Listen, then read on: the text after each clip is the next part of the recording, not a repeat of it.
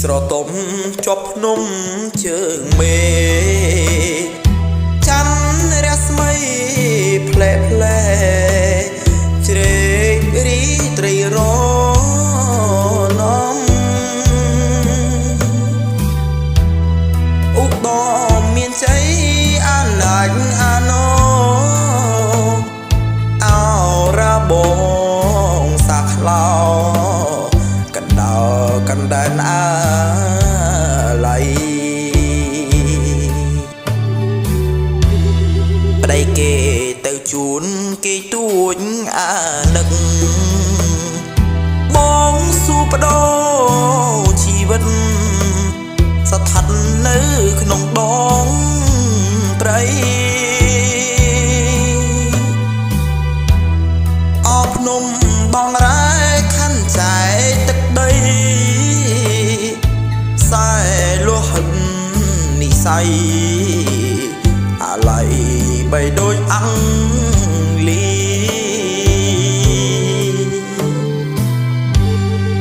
អូនអើយអូនជួបម្ដងយើងត្រូវ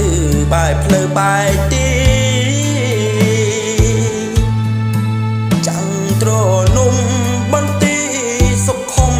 ទៅនៅគិរីទុំញោមញីស្ពីនិស័យម្នាក់ឯងឧត្តមមានជ័យក្រុងក្រៃសីមានងគិរីបបតាទីវីធំបាយសែងបងបានច្បាស់ឈ្នះគ្រប់ទីកន្លែងធ្វើមកកាន់ដំណែងព្រោះអូនមើលចាំមើលផ្លូវ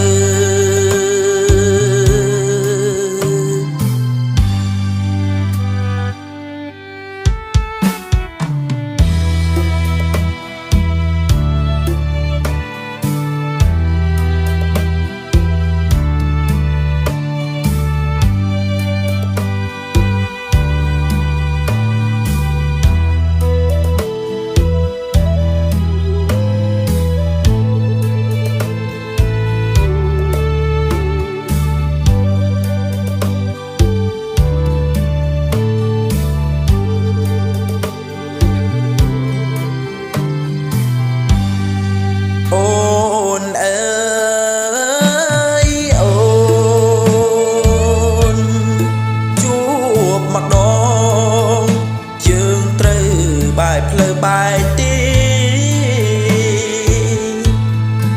ចាំងត្រនំបន្ទីសុខុមទៅនៅគិរីទុំ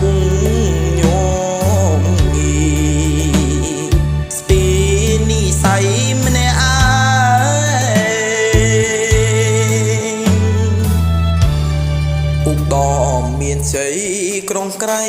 សីមានងគិរី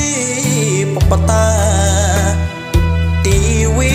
ធំបាយសែងបងបានច្បាស់ឈ្នះគ្រប់ទីកន្លែ